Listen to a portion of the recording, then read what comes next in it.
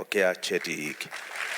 Minista wagiteri wa thĩinĩ Kipchumba Murkomen na kĩhĩri kĩa atongoria angĩ thirikari-inĩ manyitanĩire na etĩkia kanitha-inĩ wa AIC Milimani gũkũ Nairobi. Hĩndĩ igongona rĩa gũkunũrwo kwa mũthikabu Stephen Mairori ta mũthikabu wa Kenya arĩa maikaraga nja wa bũrũri, kũrĩa ahũthĩrire mweke ũyũ kũria kũgĩe na ũnyitanĩri gatagatĩ ka makanitha na thirikari harĩ kũng'ethanĩra na imwe cia ciĩko cia ũhagũku wa ũgitĩri iria ikoretwo igũmĩire bũrũri.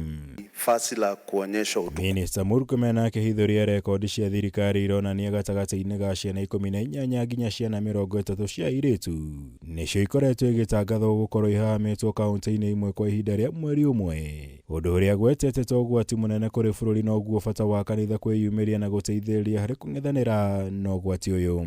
The church must rise up, and I dare say we need a champion in this country outside government to raise the nation to think through the questions of sexual and gender-based violence, which is prevalent in our society, including spouses fighting, killing themselves, mothers killing their children because of mental health issues, and so forth. And this is an area we must be able to work together. Igũrũ rĩa Murkomen nĩ agwetire ũnyui wa njohi na ũhũthĩri wa ndawa cia kũrebia tondũ ũngĩ ũkoretwo ũrĩ ũgwati mũnene kũrĩ ũgitĩri wa bũrũri. Akiuga ũkoretwo ũrĩ kĩrĩro kũrĩ aciari aingĩ hĩndĩ ya mĩcemanio ya ũgitĩri ĩrĩa akoretwo agĩtabania icigo-inĩ itiganĩte cia bũrũri. We have to really address this issue of drugs and alcohol abuse. It's a big threat to our nation. We have to reach out. We have to have rehabilitation centers. We have to deal with this issue. And it cannot be done by government alone. This is where the church can partner with us to deal with the issues of drugs and alcohol abuse. Kuongerereka kwa ikundi cia wikinai nĩ ũndũ ũngĩ Murkomen agwetete ta ũgwati mũnene harĩ ũgitĩri wa bũrũri. Akiuga ciĩko cia ica ikuhĩ iria ikoretwo ikĩonania Akenya magĩtharĩkĩrwo nĩ ikundi cia wikinai icigo-inĩ itiganĩte cia bũrũri ikoretwo irĩ cia magigi. Gũkũ akĩhinyĩrĩria thirikari ĩrĩ mũhari-inĩ wa mbere kũng'ethanĩra nacio no akoria ũnyitanĩri kuma kũrĩ makanitha. The other threat to our nation is gangs and hooligans, and particularly gangs.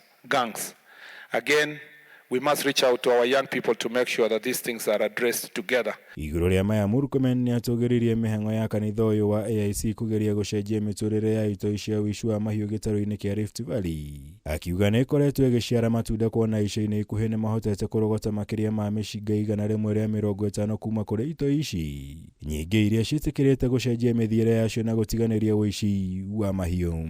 The three dangerous bandits in Kerio Valley, the first place they went before handing in their guns was AIC Chesongoch. You know, they went to the church, prayed for, got their courage, took their guns.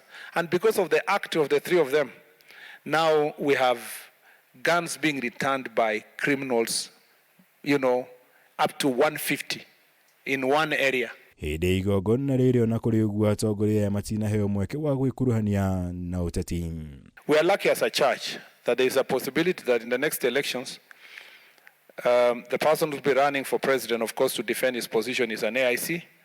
And most likely, the leader of the opposition running against him is AIC. So we want to say, please pray for us, all of us.